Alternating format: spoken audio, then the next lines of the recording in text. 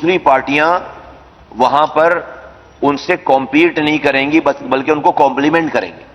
یہ ایک over all ایک کانسیپچولی یہ بات اس کی انڈرسٹینڈنگ ہے. تو ہم نے رزلٹ دیکھنے 2013 کے 2018 کے رزلٹ تو ہم دیکھ نہیں سکتے کیونکہ اس انتخابات کو تو کوئی نہیں مانتا. وہ آر ٹی ایس سسٹم خراب ہونے والا الیکشن تھا, نہ جیتنے والا مانتا ہے نہ ہارنے والا مانتا ہے.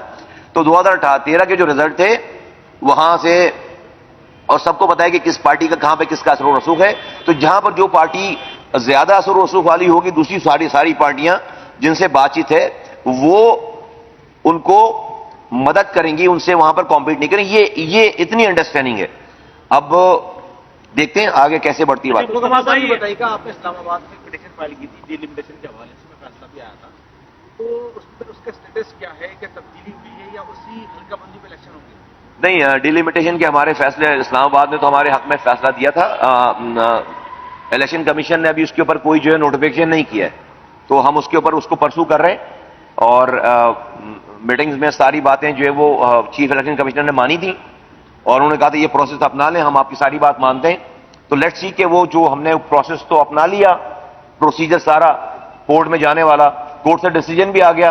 لیٹ سی کہ وہ ہمارے حلقوں کو ٹھیک کرتے ہیں یا نہیں کرتے, ہمیں ان کی نوٹیفیکیشن کا انتظار ہے. اچھا, یہ کوئی فیصلہ ہوا ہے جو اور لیڈرشپ ہے اور ڈپٹی کنوینرز ہے کہ وہ کس کس حلقے سے جو ہے وہ الیکشن لڑیں گے, فارم وصول کریں گے, کوئی ایسا فیصلے ہو چکے ہیں؟ فیصلے ڈیفینیٹلی کنوینر ہمارے جو ہیں وہ المقبول صاحب, ان کے ہاتھ میں سارے فیصلے ہیں, اور جس کو وہ جہاں جہاں کے لیے کہتے چلے جا رہے ہیں وہاں پہ لوگ آپ کو جو ہے وہ اپیئر ہوتے ہوئے نظر آئیں گے, فارم بھرتے ہوئے نظر آئیں گے.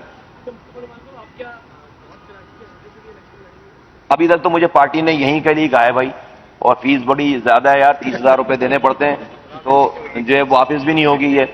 تو ابھی تو مجھے یہیں کا کہا ہے, اور ابھی اس میں جب اگر کوئی ایسی بات ہوگی تو آپ کو پتہ چل جائے گا. ایم کے انتخابی سرگرمیاں پہلے سے آغاز کر چکی تھی, تو کنوینر کی جانب سے کیوں لیٹر لکھا گیا الیکشن کمیشن کو اس کو آگے بڑھانے کے لیے؟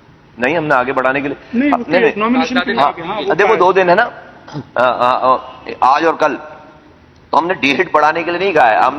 ہم نے تو کہا ہے کہ بھائی چونکہ ہمارے پاس اتنے کینڈیڈیٹ ہیں اور اتنے نئے فیسز بھی پرانے فیسز بھی, کہ ہمیں جو ہے وہ ظاہر سی بات ہے 2 دن ہمارے لیے کم ہے کہ سب لوگ جمع کرا سکیں.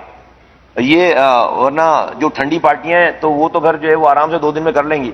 ہمارا جو ہے وہ حساب تھوڑا سا گرم ہے ابھی نا, بڑا معاملہ, تو اس لیے تو ہمارے پاس بہت سارے کینڈیڈیٹ ہیں, تو ہمیں یہ دشواری پیش آ رہی ہے کہ ان کو 2 دن میں کیسے مینج کریں. اس لیے نہیں بڑھائیں گے, کریں گے کچھ نہ کچھ کر کے دن اور رات.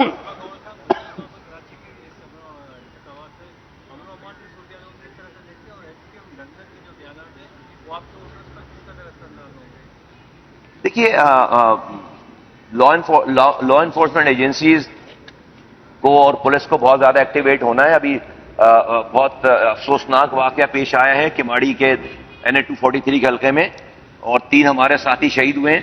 اب سے 40 دن پہلے جو ہے وہ منگو پیر کے علاقے میں ہمارے ساتھی شہید ہوئے ہیں, اور اس سے پہلے آج سے 2 مہینے پہلے 2-2.5 مہینے پہلے سوراب گوٹ پہ ہمارے آفس پہ اٹیک ہوا. اور وہ ہم نے, آپ دیکھیں گے سارے ایپیسوڈ پہ, تینوں ایپیسوڈ پہ ہم نے کوئی ریٹیلیٹ نہیں کیا کہیں پہ بھی, اور ہم نے بہت ہی اس شہر کے لیے قربانیاں دی ہیں. تو ہم نے بہت صبر سے کام لیا, اور جو پولیس ہے اور انتظامیہ اسی سے درخواستیں کر رہے ہیں, بول رہے ہیں. لوگ ریڈ ہینڈڈ پکڑے گئے اور ہم سے آتے ہیں کہ ان کو قرار واقعی سزا ملے. ظلم کیا ہے انہوں نے, اور جو بھی کر رہا ہے, جو بھی پارٹی انوالو ہے اس کے اندر, اس کو اپریہینڈ کرنا چاہیے, روکنا چاہیے. اس لیے کہ اس شہر کا امن جو ہے وہ بہت قربانیوں کے بعد واپس آیا ہے. اس کو we would be the last person, ہم لوگ لاسٹ آخری لوگ ہوں گے جو خدا نہ خواستہ اس امن کو کہیں سے نقصان پہنچائیں. ہم اپنی جانیں دے رہے ہیں, ابھی ہمارے ساتھیوں کی جانیں گئی ہیں, لیکن ہم نے کوئی ریٹیلیٹ نہیں کیا ہے. اور ہمیں امید ہے کہ اللہ تعالیٰ جو ہمارے لا انفورسمنٹ ایجنسی سے لوگ ہیں ان کو جو ہے وہ طاقت دے, ہدایت دے, اور وہ ہمیں جو ہے انصاف فراہم کریں. جہاں تک بات کی آپ نے دوسری بات کی, دیکھیے گون آر دا ڈیز, ایسا نہیں ہے. اور سب جو ہے بولنے میں سوچنے میں کسی کو کوئی اختیار نہیں. ہم یقین کریں آپ لوگ جب پوچھتے ہیں تو مجھے خیال آتا ہے, ورنہ ہمیں خیال بھی نہیں آتا. تو ہم اپنے کاموں میں مصروف ہیں بہت زیادہ. ریٹرننگ امن و امان کی آپ نے بات کی, ہم نے جب سے دیکھا ہے کہ تمام کراچی کے معاملات میں امن و امان کا या चाइना कटिंग का, और सारा इल्जाम एमक्यू पर आ जाता है। ऐसा लगता है कि कराची में तमाम की तमाम जमातें दूध की धुली हुई है। ऐसा क्या वजह है कि इससे आप उसको किस तरीके से जाहिर करेंगे इस असर? नहीं, हमें ज़बान खल्क को नकाराए खुदा समझना चाहिए, और ज़बान खल्क जो है वो हमारे साथ है, और उसको पता है कि कौन मजलूम है और कौन जालिम है। और जो ज़बान खल्क है वो जो अल्लाह की मखलूक है, इस शहर में आप देखिए हमने कितने बड़े बड़े जलसे किए। हम रोजाना की हमारी एक्टिविटीज है, किसी और की एक्टिविटी नहीं है। तो अगर खल्क हमारे साथ नहीं होती तो हम तो घरों से नहीं निकल सकते। तो हमें इस परसेप्शन पे जो दुश्मन और मुखालिफिन जो झूठ बोलते हैं, हमें इस पे ज्यादा परेशानी इसलिए नहीं है कि जिन लोगों को वो वर्गलाने की कोशिश कर रहे हैं वो उनके वर्गलाने में आ नहीं रहे। अवाम हमसे अल्हम्दुलिल्लाह रोजाना जुड़ती चली जा रही है, बल्कि सारी कौमियतों के लोग आज अगर सोराब बोर्ड पे हमारा इकबाल महसूद हमारा कैंडिडेट है तो पख्तून हमारे साथ है ना शहर के।